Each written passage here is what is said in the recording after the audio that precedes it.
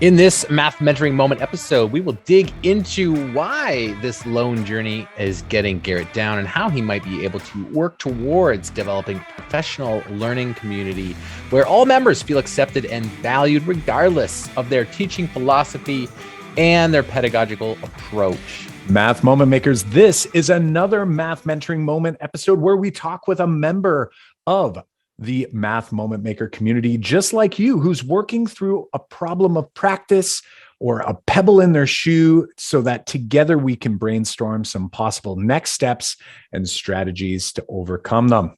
John, are you ready to do this? Let's do it. Welcome to the Making Math Moments That Matter podcast. I'm Kyle Pierce. And I'm John Orr. We are two math teachers from MakeMathMoments.com who together with you, the community of math moment makers worldwide who want to build and deliver math lessons that spark curiosity, fuel sense making, and ignite your teacher moves. Math Moment Makers, we are so excited to have another Math Mentoring Moment episode. Garrett headed on over to MakeMathMoments.com/mentor a little earlier this year and submitted his problem of practice. And you know what? Today's the day we're bringing Garrett on to have an awesome conversation about something that I think, John, both you and I have felt ourselves in our career. And I'm sure many people listening also have felt or maybe are feeling right now in their own schools and professional learning communities. Yeah. And in this interview, you'll hear Kyle and I kind of commiserate with Garrett here that we both felt like lone wolves in our own classrooms and our own schools as we were the first to make changes in our classroom. So we kind of felt alone, and Garrett does feel alone here. You'll hear him describe that. But by the end of this discussion, we come up with some really great suggestions. Garrett also comes up with some really great suggestions on his next steps to change the community he is building at his school. So stick around and you'll hear all about that. Kyle, let's get to it. All right, here we go. We'll see you on the other side. Hey there, Garrett. Thanks for joining us here on the Making Math Moments That Matter podcast. How are you doing today? I am doing pretty good. Really excited to be here. And it's in Indiana. It's a cool 10 degrees, so it's nice that winter's finally coming. Nice. I literally just got off the backyard ice rink. We're not that far from you. We're just across the border from Detroit. And I was out with my son and the neighbor's kids out on the ice rink and ran in here to get nice and warm. And we're really excited to learn a little bit more about you. Tell us a little bit about your backstory. You told us where you're coming from. Tell us where you're coming from, like from a educational standpoint. Tell us a little bit about your journey. Yeah, I'd love to. So I kind of always knew I loved math. And so I went to I lived in Maine. I was born in Maine, raised in Maine. It's a state, most eastern contiguous state in the United States, and they had something called a charter school or a magnet school there. So I spent my junior and senior year of high school like 6 hours away, 5 minutes like walking from Quebec, in Limestone, Maine, tip of Maine, and just with a bunch of other kids that just loved math and science, and it was pretty sweet. And at that time, I equated like loving it to being really good at it. So I was like, right. I've got to be good at math. I love it. No one else likes math. So that was like a weird thing that I realized later. But I went to college in Pennsylvania where I double majored in math and theater. And then I was like, no, I don't want to be a math teacher. I want to write plays because that's, that's where the money is, right? It sounds like it. So I took a couple years off, did some theater stuff in Maine, and then got a master's in writing, playwriting in Ohio. And then when I graduated, I realized that nobody was hiring a playwright. But luckily, I've been tutoring math on the side, and I did. So they have, you've heard of Teach for America, right? Yeah, absolutely. Yeah. So they have like offshoots of that with different areas around the country. And so they have like New York teaching fellows or New Orleans teaching fellows, Right. just kind of focusing on a city in need. And I was like, well, I don't have a teaching certificate or anything, so this would kind of be perfect, because it's a summer program where they get you fully prepared to teach in a challenging environment. One summer. Yeah, one summer. Turns out that's all you need, right? Yeah. That's it. Yeah. So I chose Sign me up. Nashville Teaching Fellows. I worked at this. So you do like while you're doing your summer internship, I guess it's like an intensive 8 hours a day for like 5 weeks. You also apply for jobs in like the local inner city schools. Mhm. And so I applied. I got a high school teaching job there, teaching math. And I was like, okay, like I'm ready. I've been to high school before, and I like math, and that's all I really need. And turns out I was wrong. How'd that go? How'd that go for you? It was a rough transition. I always like to learn and be better and like learn more. And like, other people said it better than me. I think Dan Meyer or somebody said that like, when I put more enthusiasm into it, when the enthusiasm isn't there, I come off as crazy. And so like, so I would be like really excited about this math stuff. And they'd be like, what? Like, we're not there, Mr. Schneider. And I'm like, oh, okay. And then all my fellow teachers who've been there a while were like, no, classroom management before content. You got to like not smile until Christmas. You got to be stern. You got to write kids up when they're doing this stuff. And I was like, man, I can't do that consistently. Like that's not my personality. And so I was like, it was a big struggle. But I learned a whole lot. I stayed there for six years. And like every year I was like getting better. I was not only getting better with the class, but I was also getting better with like different teaching strategies. Mm-hmm. And so I would learn like, because I knew that the way that you guys said it better than me. I knew the way that I taught was not the most effective way to teach. The way that I was taught was not the most effective way to teach. Right. And I learned that the way I was taught was effective for me because I became a math teacher. I love math. Mm-hmm. It's like I'm biased. And so I'm guessing in my like 120 kids that I would see each day, they wouldn't all be math teachers. Right. Like how many of those kids would be a you? Right. Yeah. Right. And it's I think when we get into teaching, we think they're all like us, or like at least half, right? Like you're like you get into teaching, you're like, well, I was in, I can't be this different. The academic class, then they're all like that, and it's like I remember math class way different than what I experienced as a teacher, because I did my work and I followed the instructions and I did what the teacher said. Like, wait a minute, there's all these other classes that maybe I wasn't in, and that's completely different over there.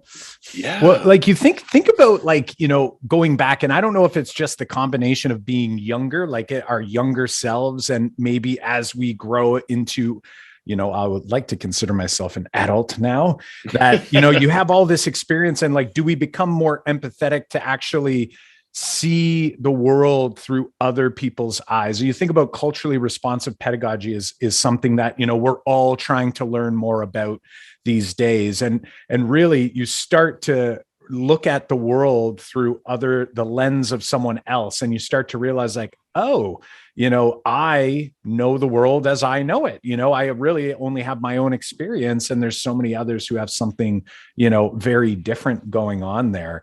And, I'm wondering, like, so you had gotten in, you were getting better. At what point did you, I guess, have this realization? Did you know right from the start, or, was it sort of after time where you started going like, okay, I'm going to have to like do something different here? Oh man, it was probably, so we did quarters. I don't know if you do quarters up there. So like every 9 weeks, like the grades would close, or maybe semesters, right. I don't know. But it was 9 weeks in. And I was like, oh man, like this isn't working. Like I'm talking louder and more excited. But my first period does not look like anyone else's first period. And my second period doesn't look or act like anybody else's second period. And I'd be okay with that if I was getting the same or better results from things, you know? And so it was just wasn't a good look. And so, so I did trainings, like in-district trainings, because they offered the PDs. And I discovered Twitter. And that was years ago. So, yeah. And then I kept on trying to research and figure it out. And it was what made it hard is because when I was growing up, you had a textbook, you brought the textbook home, you the first day you'd wrap the textbook up, you'd cover the textbook. That was a homework assignment. And then, you started from the beginning to the end. And so when I got there, I was like, great, what's my book? I'll teach from the book, and then I will put my own spin to make it exciting and cool. Right. And they're like, no, we don't use the book. And I'm like, oh, cool. What do we use? Well, use standards. And I'm like, oh, do the standards tell me what and how and what examples to use? And they're like, no. But we will tell you when you have to teach them by. I'm like, wow, that's a learning curve. Oh yeah. Oh yeah. Right. I don't care who you are, right? You might think, I mean, and I remember, and I still feel this way, when you go to teach something, that's when you realize how much you don't know about something. Right. And you start to go, whoa, I didn't realize that. So what did you do? Were you just Google? Was it was that even a thing back then? Or, where did you find your resources? No. Oh, well, I'm trying to remember. We had desktops. We didn't have laptops. And so I had an old desktop that I would use, but I would, luckily there was a textbook room and we had a scope and sequence. Right. So it says, hey, the first 9 weeks, you got to teach this, this, and this, and this standard. Right. And I'm like, okay. And then, so I found a book, and some people were kind of using books, the older teachers were using books on the side. And so I was like, okay, yeah. And man, I hit equation to equation, I'd be like, hey, this is this equation. Here are these steps. Write them down. Practice, as I do, we do together, you do. And then I would just, do that. And, nightly homeworks, because you're in high school and you're ready for that stuff. And, homework grades were big. Test grades were big. No retakes. A deadline's a deadline. All this stuff that I from my wheelhouse, because I remember doing that. And it kind of hit me when a lot of kids were failing because they weren't doing their work. And I'm like, what do I do with that? You know what I mean? And yeah. I was just going to say, what did you do? And if you did something different, because I think lots of people are on the edge of their seat going hey, I'd love to know what he did next on that one. When kids don't, Garrett's applying the curiosity path to the podcast. Yeah. The anticipation is growing. Yeah. And then if you did do something, what would you say is some of that turning point for you? What are some of the lessons? What are some of the first changes you made to make this change with your kids? Oh man, it was it's I'm thinking about my first, when you guys talk about in your podcast, I think about my first year and I think about where I am now. And it's I want to write a letter to all my students my first few years. And I want to be yo, man, thank you for being there. And I'm sorry that I'm not who I am now back then. So yeah, I made all the mistakes.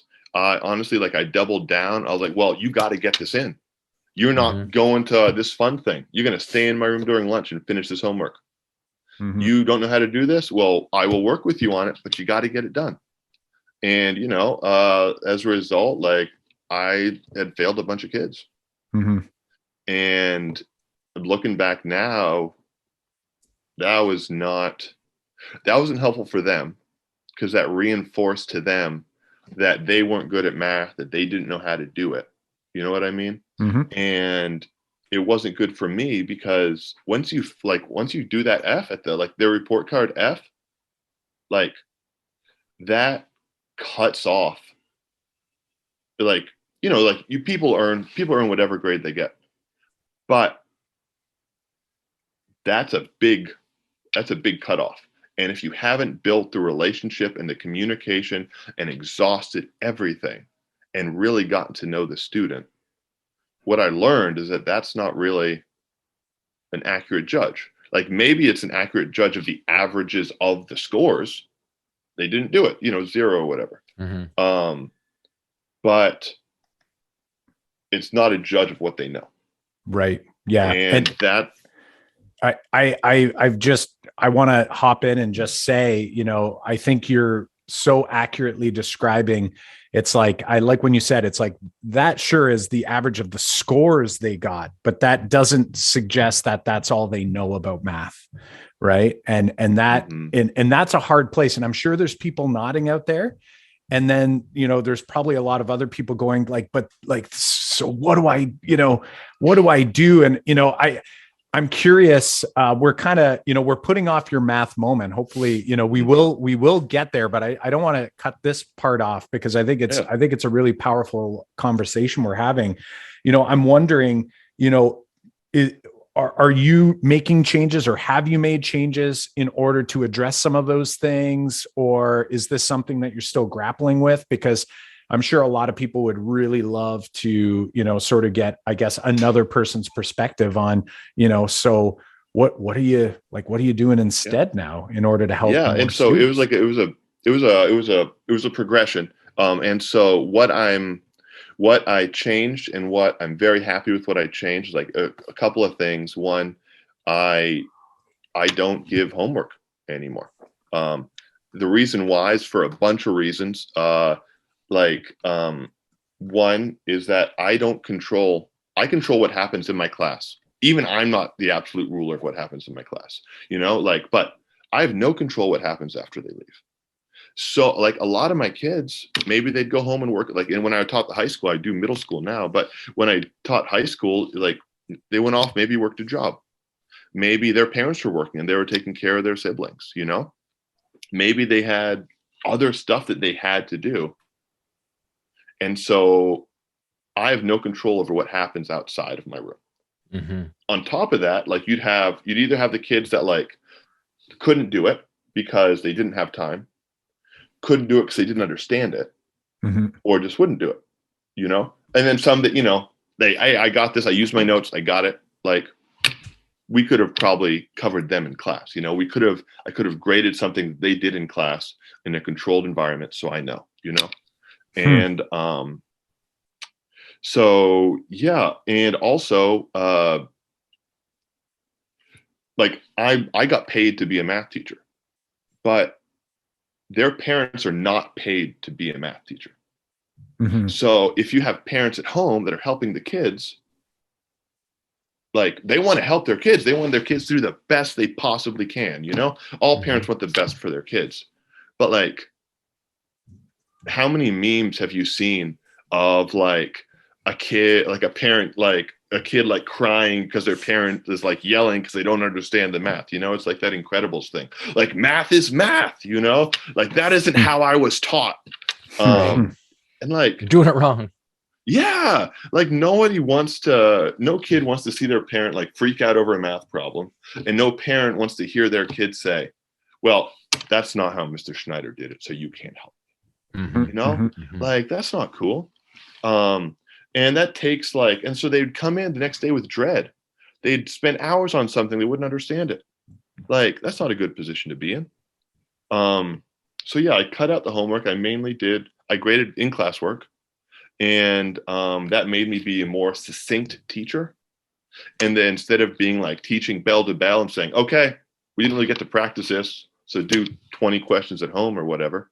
No, if we didn't finish it in class, if I didn't make the time for them to practice this skill in class, that's on me. We'll do it the next day. We have time.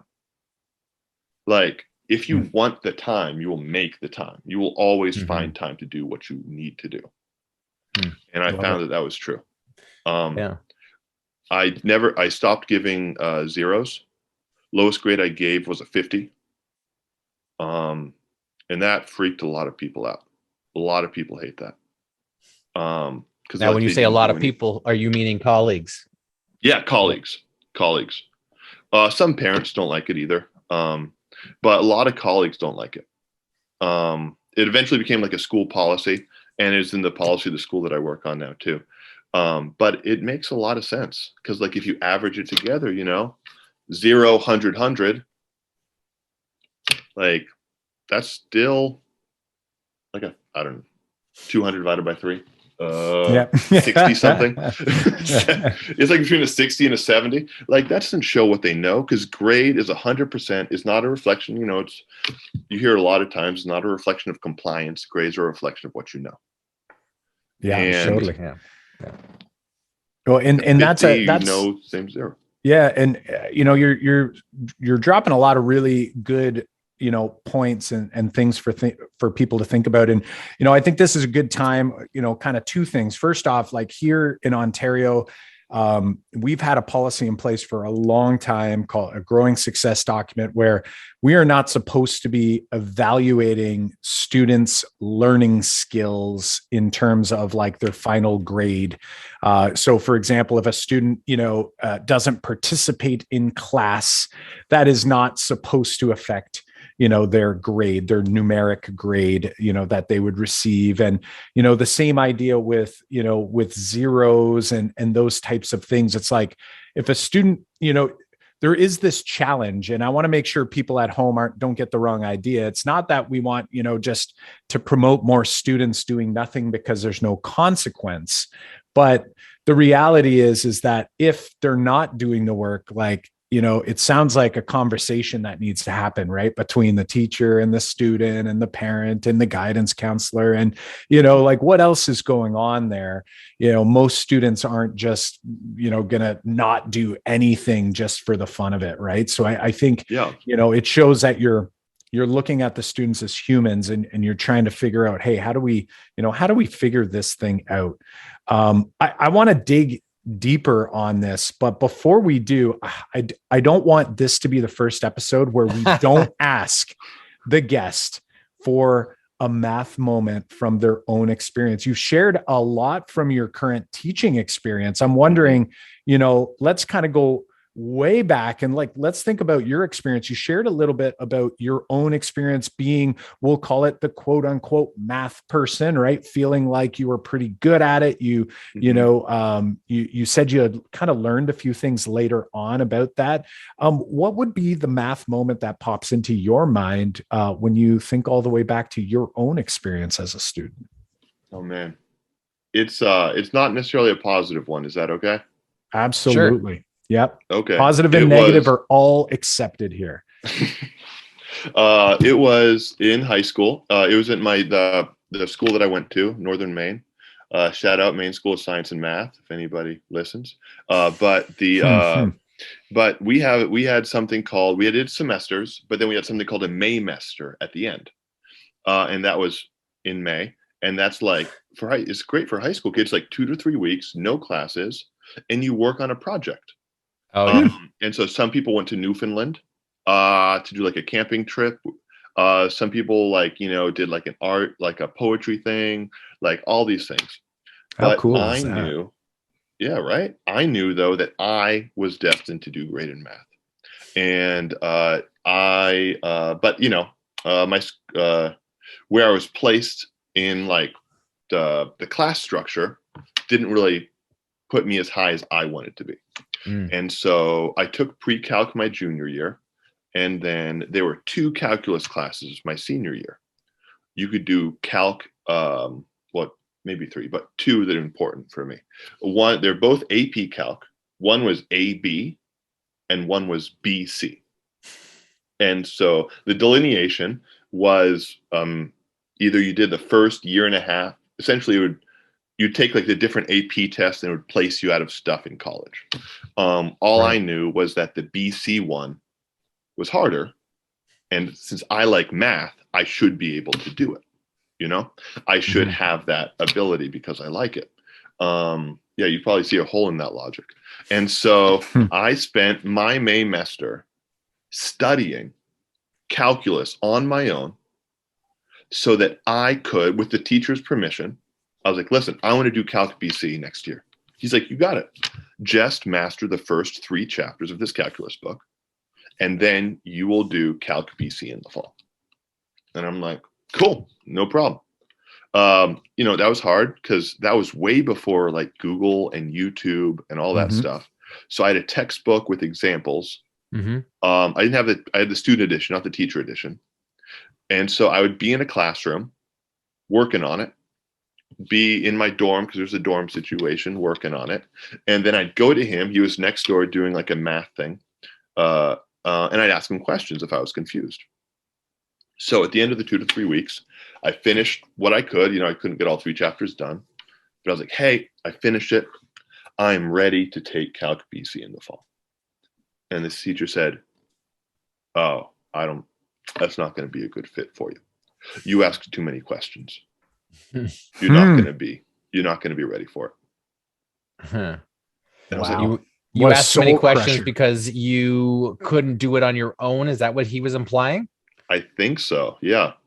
Right. And not like I'm really inquisitive about this. It was like, I need help here. Exactly. It didn't pick up on it as quickly as, it's not the right fit for your Garrett. Yeah, exactly. And so I was like, I was crushed. Yeah. And so, I did Calc AB. It didn't really matter when I went off to college, but it was like, it's one of the things that stuck with me. And I kind of realized, because I keep on thinking about it. And I think I realized that, like, yeah, he said that, which is not the best thing to say. Because, we always want kids to ask questions and that kind of thing. Yeah. But I think what he was saying is kind of what John had said, is that's like, you're not making those jumps that you need to make to be successful with the way that I teach Calc BC. Like, you just don't, it's not. You're not going to keep up. Yeah. And but I realized that, like, the way that I thought math was, it was until I got to college, was that it was equations, it was, hey, like, I used to have I don't know if you probably see these like old hardcover, like, logarithm table books, that's like hundreds of pages long, or like whatever those are. I thought those were the coolest things that had numbers in them. And equations, the last page. And for fun, I didn't know what any of those equations meant, but I took my TI-83 graphing calculator and I would program it. I taught myself how to program so I could program in those equations. So, because I was like, this is what a mathematician is. And then I got to college and I did not see one equation past calculus in my whole bachelor's in math. They were all like, hey, we think this does this. You got to prove that. Prove it. Yeah. And I was like, can I see an example done? And they're like, that's not we how can that prove works. this other thing over here, but that's not the same as that one. Yeah, exactly. Yeah. And so, like, I was learning like a fake math, because the real math is about connections. And I thought math was just about black, white, rules, equations, plug in, plug out. And no, it's like not. And I think that's what he was saying. He's like, listen, you don't get these connections that you were never taught. You don't have, like, you may like the equations, which is cool, but under here is empty. There's nothing.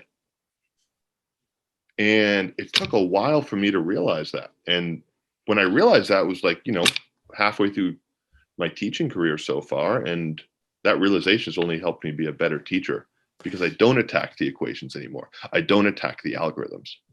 I attack, like, what's underneath. So then Love it.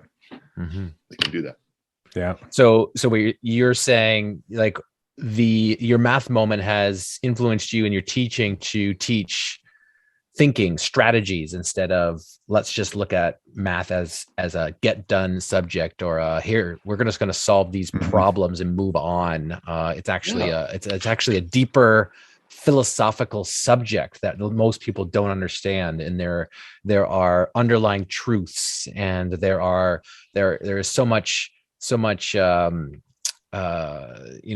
beauty in some of the work that you have to do. It's like a lot of problem solving, but careful thinking that we do, that we we all kind of sometimes, not we all, but I mean, a lot of us, and especially us in our early years, glance over those nuances in that regard, that you think math is just, let's just teach these subjects by doing examples and then repeating those examples instead of actually focusing on the thinking. Sounds like you are doing that now in your classroom, and I know that we've been chatting a lot about that, and it took us years to make that realization as well. And it sounds like we've had a very similar journey, very similar paths. I know Kyle's math moment sounds very similar to yours, as a being told in that same kind of age grade that you're not good at math, or you're not the math student you thought you were. Garrett, I wonder if we could pivot now to something about your classroom that you are working on. Like, what's your current pebble in your shoe? What are you kind of working through currently that you'd like to chat with us about, and we can hash maybe some ideas out to walk away with for tomorrow. Sounds great. So I try to, like, when I see something wrong with what I'm doing, I try to change that, in teaching and stuff. And so I learn, I try to be a sponge. I'm like, oh, that sounds good. That sounds good. Your podcast has been great for that. Like the spiraling that you guys talk about, the 3-act tasks, your workshop on proportional thinking, all that great stuff. And so, we have like a scope and sequence in my current school. I teach middle school, 6th grade math and 7th grade, honors. And we have like a scope and sequence. We have a way that we teach the standards. And since my first year there, I was like, I think we could do things differently. I think it might be effective if we did not do it in isolated chunks. We're going to do like arithmetic, and then we're going to do decimals and fractions. Then we're going to do combining like terms, then geometry, it's an isolation. And so I was like, I don't know if that's the best. And so I've been trying to incorporate thinking activities and thinking tasks in, this framework. And I've always been slightly different than my colleagues, my other 6th grade math team. But because of COVID last year, I was like, wait a second. It's a COVID year. This doesn't matter. I can do whatever I want. And I told that to my instructional coach, and she's like, no, that's not the case. that's not how that works. I don't think you think what you think that means. So I was like, oh yeah, wink. Okay. Yeah. And so last year I took a lot more liberty with, how I taught to the kids, and what I introduced and when I introduced it. And then so much so that I wrote a proposal and to do a completely separate thing this year. And so I used the same standards, but I made my own curriculum that only I would follow this year, based on thinking tasks, based on Lilia Dahl's work, like vertical non-permanent surfaces, based heavily on spiraling, it's all spiraled. It's all all this great stuff. And last year I started crossing the threshold. This year I've completely crossed the threshold of being so different that I have no one to talk to. Does that make sense? So totally. when you guys were working together and doing this new stuff with your school's blessing, of course, you were we're bouncing these ideas off each other. You were working great.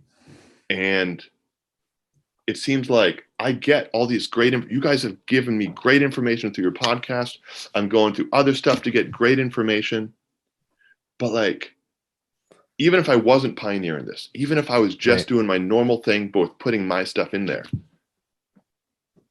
I'm the only one doing it.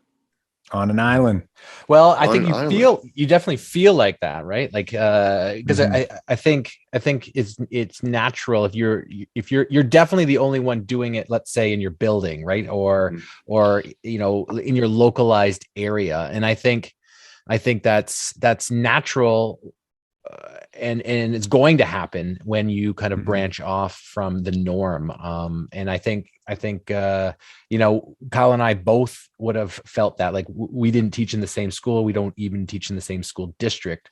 I know that I felt that way for a while as well. And still to some extent, and you're right that I get to message Kyle, and we did a lot of that. And that's actually kind of how I think we got through some of it, is that we found, you know, Kyle, we found each other through the internet. But I mean, you know, we even to this day, it's not like my math department at the school is completely revolutionized, you know, and we're all doing the same thing. It's still like some lone wolves happening with some slow transitions. And I know that Kyle felt like that when he was teaching at his school. So I think you're not alone in this kind of like lone wolf situation. And I think all these listeners out here, and this is one of the nice things about the podcast, is that we get to bring people together like this. And I think, because we've heard from other listeners that the same idea, that they think they're all by themselves, and it definitely feels that way.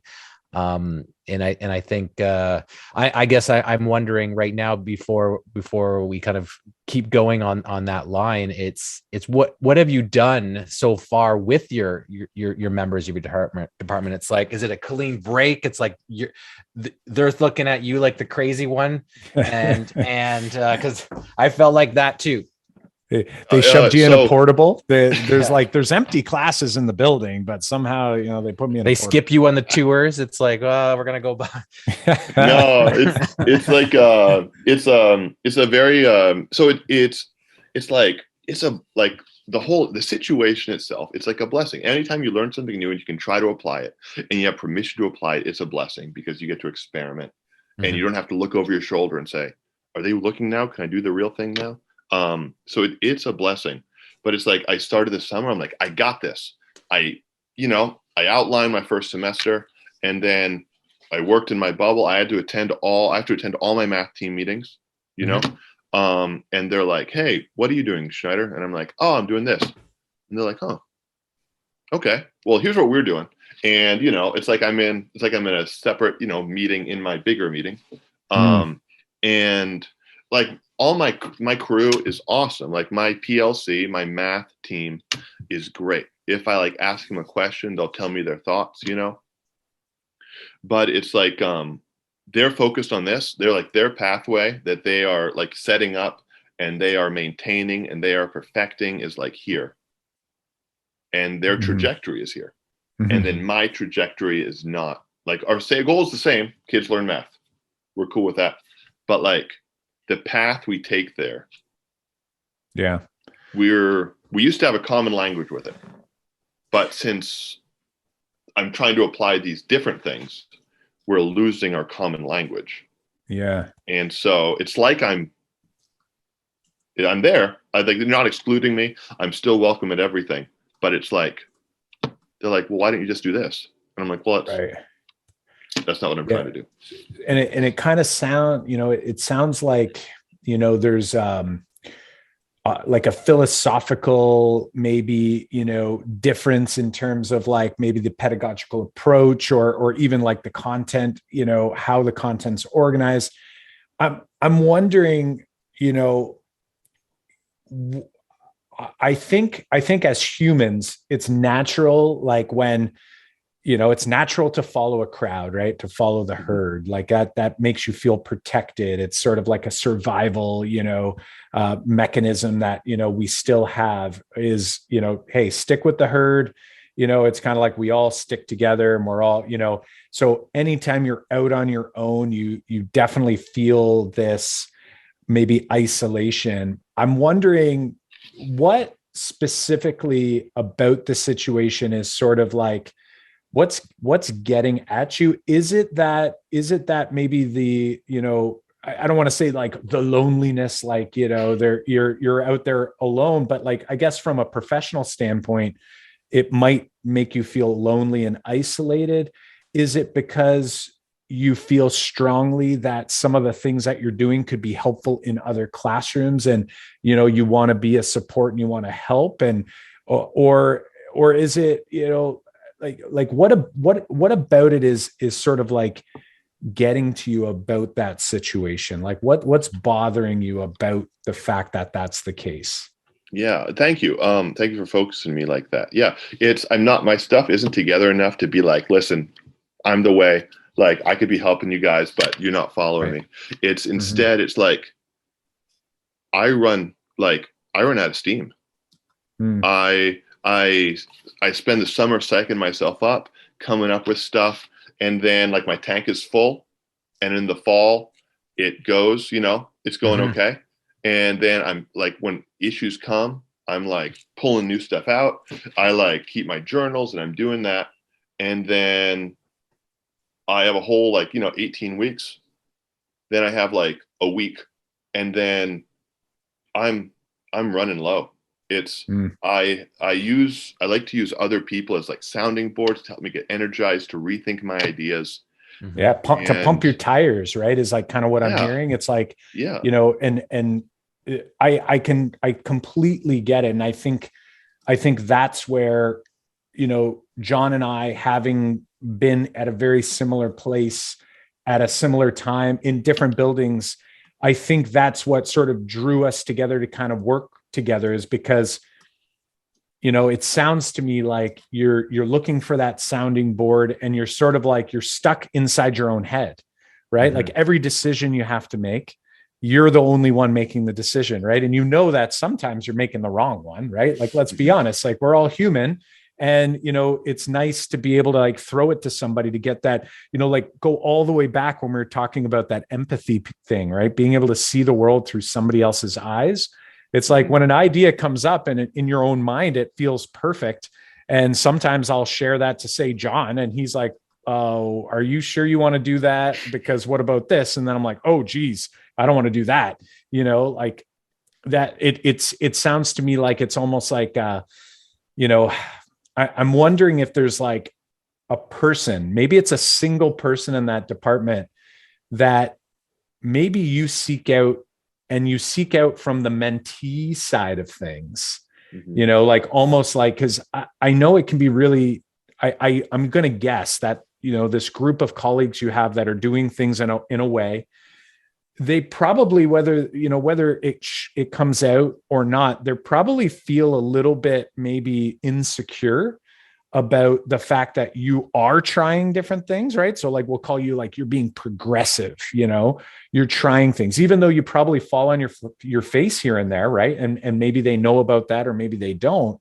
But I wonder if there's like an opportunity, if there's like, a person in that group that you feel close enough to where, you could almost develop a relationship where, you can get into these conversations where maybe you can provide them advice to help them get to where they want to get to, right? It might not be the same place.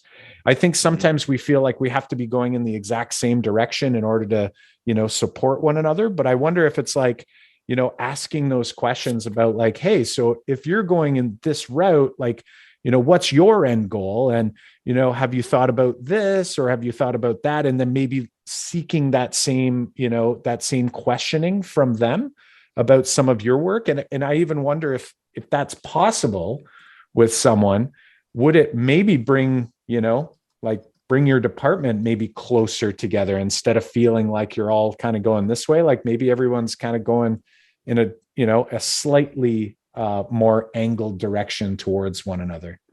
Like, what are your thoughts on that? Like, is there any, opportunity there? Or I guess I made an assumption. I'm sort of making the assumption that as a group, they're really nice people, but it's like, there's not a whole lot of conversation about like planning, idea sharing, that sort of thing. Cause it's kind of like, well, we're doing this and you're doing that. Like, is that the case, or is that well, you're 100%. They are a great group of people. And the conversations are mainly about, hey, this is what we're covering now.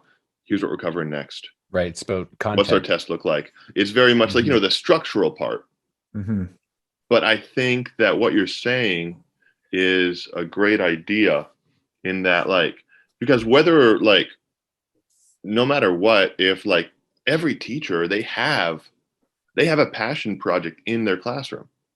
They have something that they have, a list of standards you need to teach. You have a list of things you need to teach, but they have like passion things for those standards. They have different methods that they are cultivating that other people aren't doing for these standards. And I think that like, we don't really talk about that. Right. Like we talk about, hey, have you taught this yet? When are you going to teach it? When's the test? But we don't talk about like what's the thing? What's the little nugget that you're working on? What are you excited about in this thing? And how can we improve upon that? Let's reflect on that. I think that's really cool. Yeah. Like maybe the PLC's group questions like could be modified instead of saying like, what are we going to work on? Like, where are we? What does your test look like? What topic is next? Maybe the shift is small. Maybe a small section is what you've just said, Garrett, is like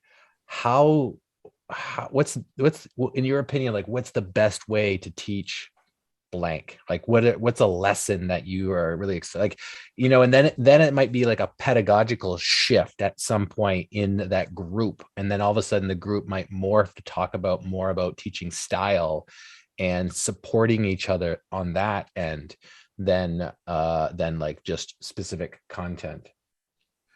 Yeah, because you learn a lot about, even if they're not teaching your style, you learn a lot about the style that other teachers are choosing to teach. And that can help inform you, as opposed to saying, hey, I assigned 1 through 5. What'd you assign? Right. There's nothing deeper there. Yeah. Garrett, I guess imagine you had this magic wand and we waved it over you right now. What would you want this answer to look like? Yeah, solution. Oh man,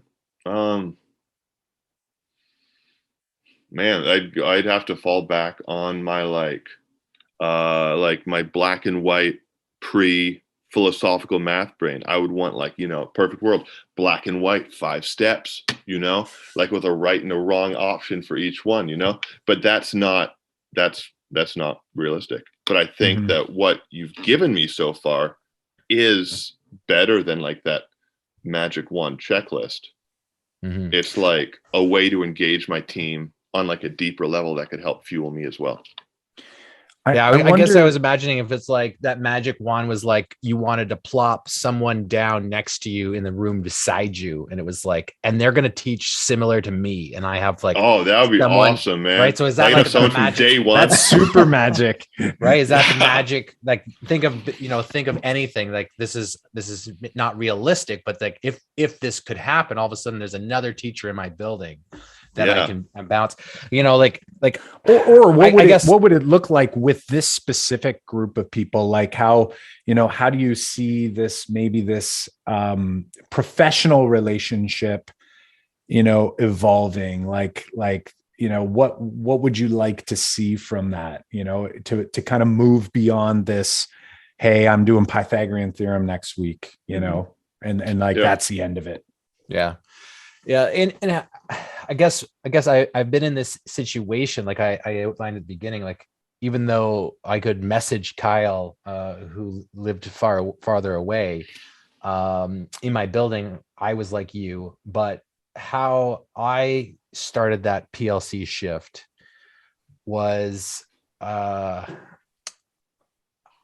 most teachers, if they're going to teach something new or something different, they don't want to have to do all the work to do it. Right. And so when I was going to be, me and another teacher were going to teach the same section, or not the same section, the same course, different sections. And I said, and I think it was going to be their first time doing it, or it was going to be like they hadn't done it in a while. And I said, hey, I've got this like full course plan that I've been working on for a year or two, or a semester or two. Would you mind, like, hey, we could do it together, and I've already planned out all the activities, right? Like I've got all this stuff ready to go, and it's like I could be handing you a day plan, but then we could chat about like how those lessons run. And when that happened, this teacher in my building went with it. And it was like, I'm so glad that happened, because that teacher is now my other person that I can chat with about like what that lesson looks like. And it's now, like 7 years later, and they're doing a lot of the same things I'm doing. That person is now the department head in my building. So it's like, it kind of like this relationship grew that way. But just with this, like, laying the roadmap for them. And I think there's like this book that we read, Kyle, Switch, which was how to, the book is not a math book, but it's a book about like how to get people to change, or how to help people change is hard. Yeah. And in the book, he talks about three things that you have to do. And there's you have to think of an elephant, this giant elephant, and there's a rider on top of the elephant. And he says like a person's like emotions is like the elephant, and like their beliefs and some of their preconceived notions. It's like the elephant is hard to move. It's hard to, like, the elephant goes where it wants to go, right? But the rider is like your conscience. This is like, this is the right move, but the elephant does what it wants to do anyway. And so the rider has to try to direct the elephant, and that's tough.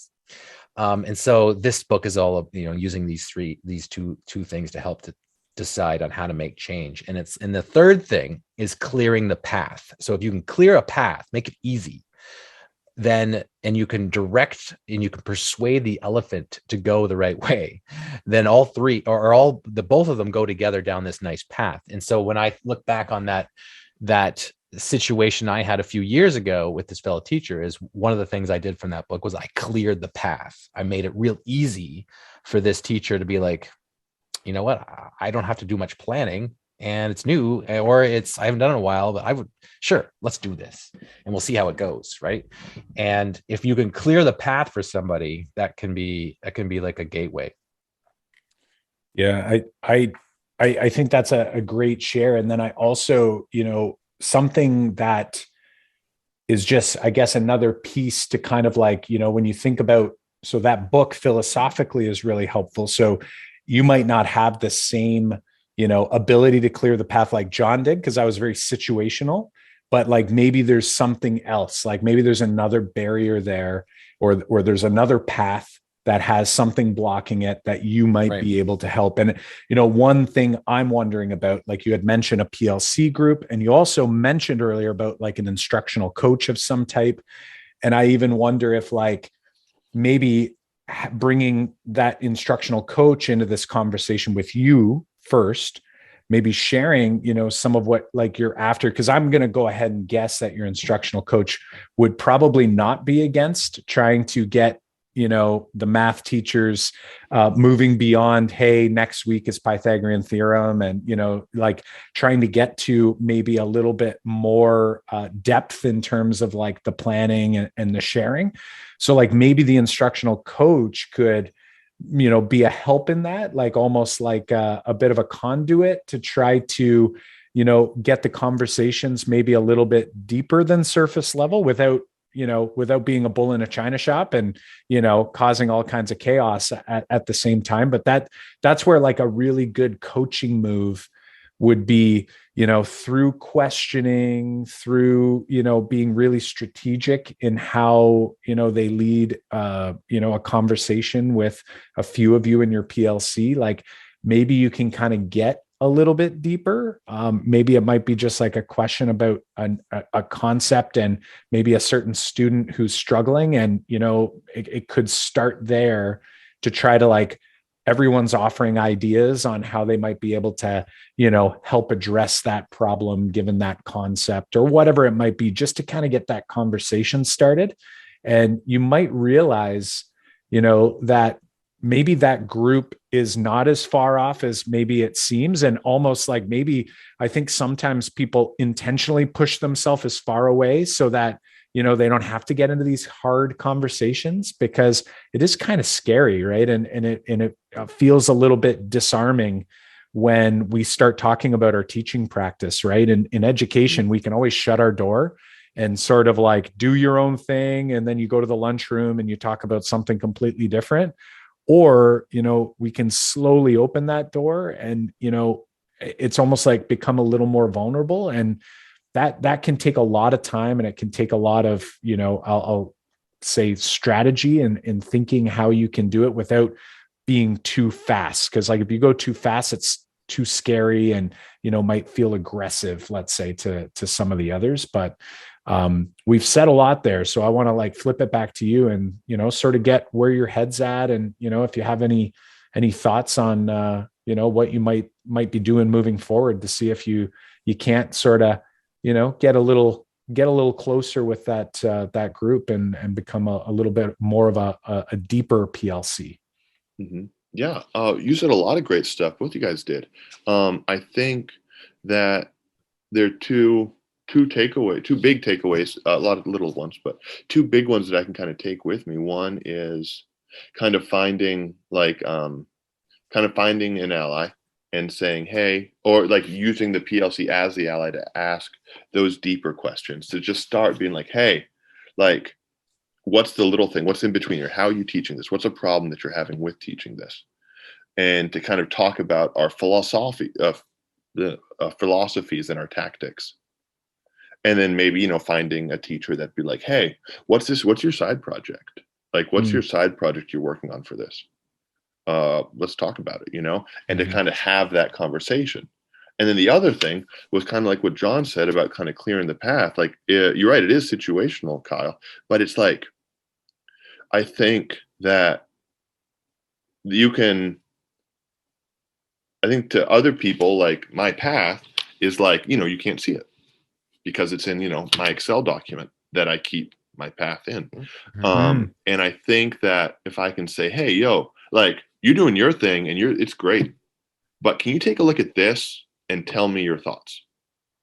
Yeah. Can you take a look at this and just kind of like, just start a conversation by opening it up. And then like even just explaining what I'm doing to somebody else helps refine what I'm doing. It's like, it's the reflection, it's, you got to be able to reflect.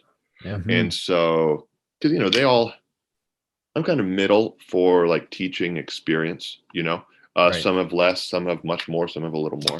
And so like, even though we're teaching in different methods, they have this wealth of experience that it could save me years by just sharing, by being like, hey, here's what I got. Like, I would love if we could just kind of talk about it and brainstorm about what your thoughts are and how I could do that better. So it's not making them go on a path, but it is clearing a path so right. that so that they can kind of just look at it and give me their thoughts.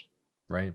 That's some good next steps and some good big takeaways, I think, from this conversation. And we're glad we're kind of we're gonna get, you're coming and getting some recommendations to move forward. Another thing that I think might help you in the meantime is Kyle and I also have the Make Math Moments Academy, and one aspect of the academy is that we get together every month and with the academy members, and we have a video chat like we're doing now, and we just chat about what is pebbles in people's shoes, and we talk about some lessons, and we talk about brainstorming whatever comes up. Kyle and I sometimes share some new learning, and we would love for you to join us monthly for those. So if you're up for it, we would love to send you complimentary access for the year for the academy, and you can join in the courses if you want, but also we've got the assessment course that's in there. We have the spiraling course in there as well, with some deep dives in conversations with other teachers that have done spiraling. But then the monthly calls, I think, might be right up your alley with kind of getting some sounding boards, with other folks that are going through the same thing, because the academy is, got 1,000 members in it who are all doing the same types of things. So it's a nice kind of community that has a nice sounding board. That would be amazing. Thank you. Awesome. Yeah, we would love to. We'd be honored for you to join us, and so we'll send you and hook you up with a membership. Thank you. Awesome. Amazing. And yeah, I think that would be a fantastic, your voice would be a fantastic ad for those monthly Q&As. Who knows, maybe, you might bring this pebble and kind of update folks along the way and, let them know where you are in that journey, or it could be something different that, that comes up month to month. Things do change. Before we wrap things up, I'm wondering, what would be your big takeaway from this call here today before we sign off for the night? I guess that my big takeaway, and I guess like all takeaways, it's like it's just it's a shift. It's a pivot to, so it's not like but it's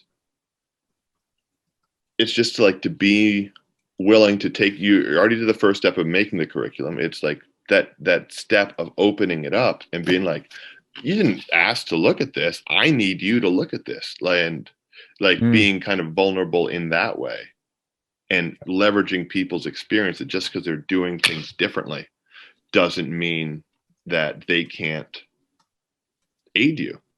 I love it. And it'll take some time to figure out how best to do that. But yeah. It kind of sounds like, that approach kind of offers that mentee approach idea we had mentioned earlier as well. This, you're kind of coming to them, seeking them for help, where I think oftentimes, we'll say people who are kind of teaching in a more, we use the word traditional, we kind of define that as, very similar to how we were taught. And oftentimes I think people think that we're coming to sort of like change their minds, and say like, hey, go do it this way.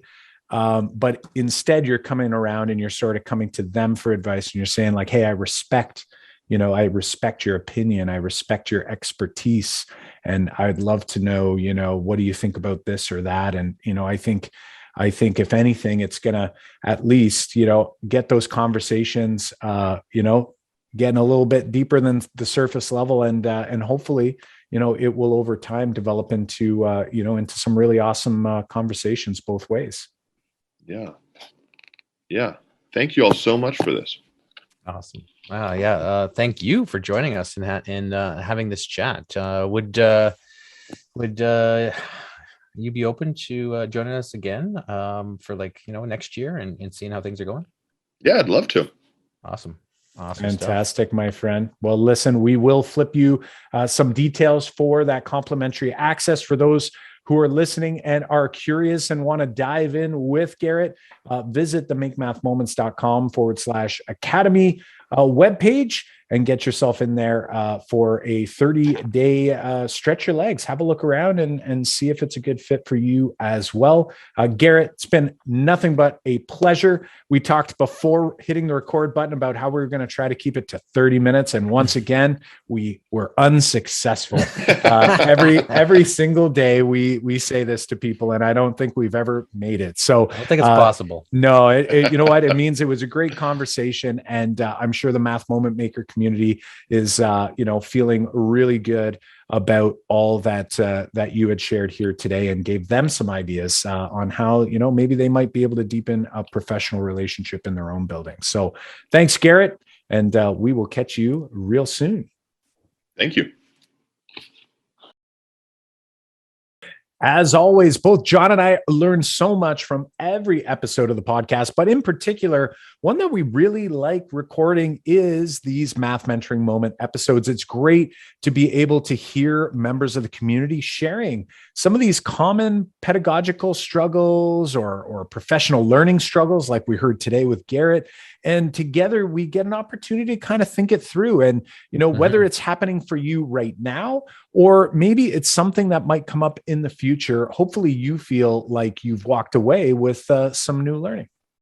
Yeah. Yeah. And a great way to help with that learning and to make it stick is you can write it down. You make a sketch note. Maybe you can share it with a partner, or you could live tweet it so that you kind of you're making a declaration that about these things, or you're going to practice these things like a pledge. Or you could share it with the Math Moment Maker community over on our Facebook group, Math Moment Makers K-12. or hit us up on Twitter at Make Math Moments on Twitter or Instagram as well. We will get back to you when you tweet us. Awesome. And if you haven't yet, make sure that you hit that subscribe button, whether you're listening on Apple Podcasts or Google Podcasts or Spotify, or maybe some of you are actually watching this on YouTube. Do us a huge favor, hit that subscribe button. You don't know how important it is for new educators to find this podcast and find these resources. Hitting those subscribe and like buttons can be so helpful, so that the algorithms out there actually know that more teachers should be listening and doing some learning with us. So make sure you hit that button now. All right, my friends. Well, until next time, I'm Kyle Pierce. And I'm John Orr. High fives for us. And high five for you.